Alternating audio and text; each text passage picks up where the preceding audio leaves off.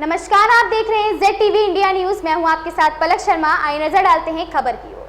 UP के कौशाम्बी जिले के थाना पश्चिम शरेरा क्षेत्र के आषाढ़ा गांव में हैरान कर देने वाला मामला सामने आया है, जहां जिंदा महिला को जमीन हड़पने की साजिश के लिए मृतक दिखा दिया गया।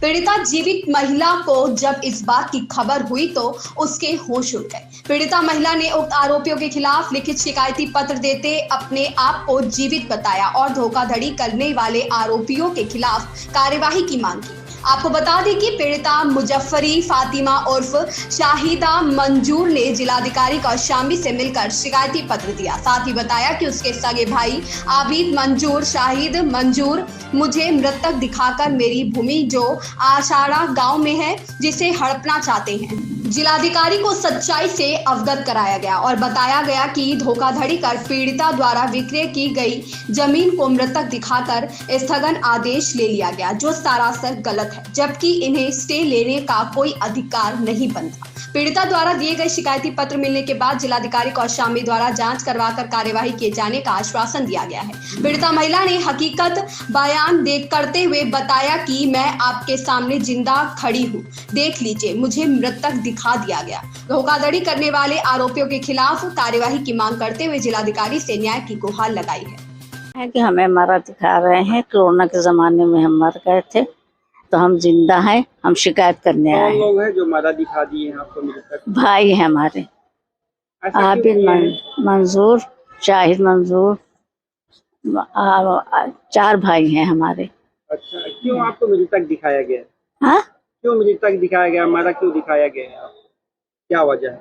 अब ये खेत हड़पने के लिए, हमारी जमीन हड़पने के लिए दिखाया है और कहे के लिए हमने भेज दिया है। क्या नाम है आपका? हाँ, मुजफ्फरी फातिमा बीबी। ये मेरी सास हैं, मदर इन लॉ मुजफ्फरी फातिमा बीबी, और इनकी ज़मीन थी जो इन्होंने बेच दी है, लेकिन उस पर इनके भाइयों ने फर्जी स्टे लिया हुआ था। सबसे बड़ी बात यह है कि जिन लोगों ने स्टे लिया है उन्हें स्टे लेने का कोई अधिकार ही नहीं है। स्टे हुआ कैसे? इसलिए कि उनका शुरू से आखिर तक कहीं नाम ही नहीं है और अदालत सिर्फ कागज़ और सबूतों को मानती है।